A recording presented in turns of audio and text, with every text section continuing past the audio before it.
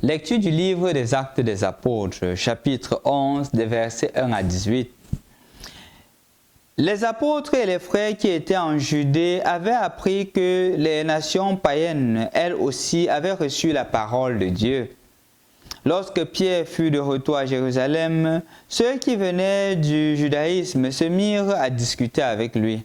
« Tu es entré chez les hommes qui n'ont pas la circoncision, et tu as mangé avec eux. » Alors Pierre reprit l'affaire depuis le début et leur exposa tout en détail. « J'étais dans la ville de Jaffa en train de prier, et voici la vision que j'ai eue dans une extase. C'était un objet qui descendait. On aurait dit une grande toile, venant du ciel jusqu'à moi. Elle se posait par les quatre coins. Fixant les yeux sur elle, je l'examinais et je vis les quadrupèdes de la terre, les bêtes sauvages, les reptiles et les oiseaux du ciel. Et j'entendis une voix qui me disait « Allons, Pierre, immole ces bêtes et mange-les. » Je répondis « Certainement pas, Seigneur. Jamais aucun aliment interdit ou impur n'est entré dans ma bouche. » Une deuxième fois, du haut du ciel, la voix reprit. « Ce que Dieu a déclaré pur, toi, ne le déclare pas interdit. » Elle recommença une troisième fois, puis tout fut remonté au ciel. Et voilà qu'à l'instant même, devant la maison où j'étais, survinrent 3 hommes qui m'étaient envoyés de Césarée. L'Esprit me dit d'aller avec eux sans me faire de scrupules. Les 6 frères qui sont ici m'ont accompagné, et nous sommes entrés chez le centurion Corneille. Il nous raconta comment il avait vu dans sa maison l'ange qui venait lui dire « Envoie quelqu'un à Jaffa chercher Simon, surnommé Pierre. Il t'adressera des paroles pour lesquelles tu seras sauvé, toi et toute ta famille. » Au moment où je prenais la parole, l'Esprit Saint s'empara de ceux qui étaient là, comme il l'avait fait au commencement pour nous. Alors, je me suis rappelé la parole que le Seigneur m'avait dit. Jean a baptisé avec l'eau, mais vous, c'est dans l'Esprit Saint que vous serez baptisés. S'ils ont reçu de Dieu le même don que nous, en croyant au Seigneur Jésus-Christ, qui étais-je moi pour empêcher l'action de Dieu? En entendant ces paroles, ils se calmèrent et ils rendirent gloire à Dieu en disant « Voici que les païens eux-mêmes ont reçu de Dieu la conversion qui fait entrer dans la vie. » Bonjour chers frères et sœurs dans le Christ. Continuant les actes des apôtres, l'histoire justement du salut qui se manifeste, l'histoire que l'Église est en train de manifester, nous retrouvons quelque chose de spécifique ici. Nous retrouvons la grandeur même de l'action de Dieu qui va au-delà des frontières jusqu'à ce que les nations païennes reçoivent justement la parole de Dieu. Quelqu'un pourrait me dire, et quelqu'un me l'avait déjà dit il y a de cela quelque temps, que mais il y avait un Éthiopien qui a reçu la parole de Dieu. Pourquoi est-ce qu'ici on nous parle encore de quelqu'un qui reçoit la parole de Dieu? Rendons-nous compte que l'Éthiopien qui avait reçu la parole de Dieu adorait déjà Dieu dans le judaïsme. C'était différent justement de Corneille. Corneille qui était entièrement païen. Corneille qui n'avait rien à voir avec la foi juive, mais qui justement se laisse transformer.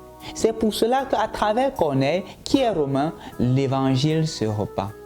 D'une certaine manière, en écoutant cette parole aujourd'hui, chacun pourrait se réjouir d'une chose, que le Seigneur s'est souvenu de lui. C'est un peu pour cela que vous allez comprendre clairement pourquoi l'évangile est justement une action de Dieu qui se concrétise dans l'action de l'Esprit Saint à travers les apôtres. Regardez bien, cette situation, Jésus ne l'avait pas dit. Mais sous l'action de l'Esprit Saint, voilà que des ramifications se font. De la même manière que sous l'action de l'Esprit Saint, on a choisi les diacres. Sous l'action de l'Esprit Saint, voilà que maintenant, même les païens reçoivent la parole de Dieu. C'est pour cela que ces 50 jours qui succèdent la résurrection, on les appelle justement le temps de l'Esprit Saint, le temps de l'Église. Parce que l'Esprit Saint travaille dans les apôtres pour donner une forme à l'Église. Cette forme-là que malheureusement ou peut-être providentiellement, le Seigneur n'avait pas fait. C'est pour cela qu'il dit clairement que lorsque je partirai, je ne vous laisserai pas seul. Je vous enverrai un autre consolateur, l'Esprit de vérité, qui vous guidera dans la vérité tout entière. Ce n'est pas anodin. Et aujourd'hui encore, on voit comment est-ce que l'Esprit Saint guide les apôtres dans la vérité tout entière. Au point où Pierre est appelé à tuer ses principes. Au point où il ne mange pas la nourriture interdite, un animal impur lié à sa culture, mais le Saint-Esprit dit ce que j'ai déclaré pur, tu ne peux pas déclarer impur. Le Seigneur se manifeste même chez les païens. On pourrait même dire que le Seigneur est au-delà de notre manière de concevoir les choses. Quand j'arrive, je vois certains me disent que non, tel ne peut pas être sauvé, non, tel ira en enfer. Je me dis, qui es-tu pour juger?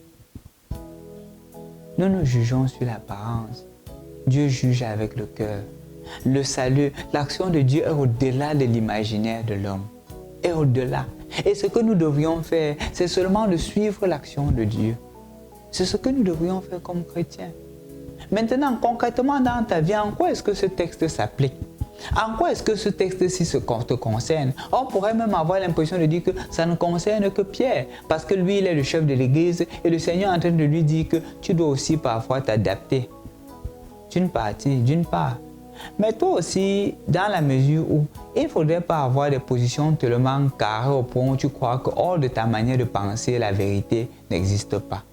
Je crois que c'est une invitation aussi pour toi et pour moi, de comprendre que la vérité peut exister même au-delà de tes manières de concevoir, au-delà de tes vérités préétablies.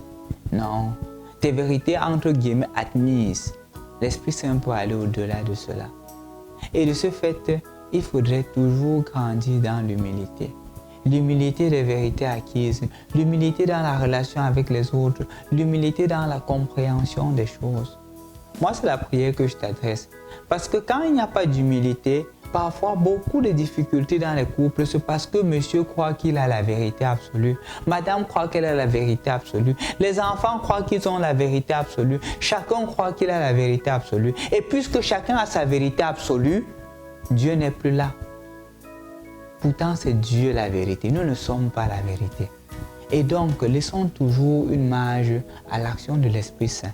C'est ce qui a permis à Pierre d'accepter Corneille, parce qu'il a laissé justement la marge de sa vérité.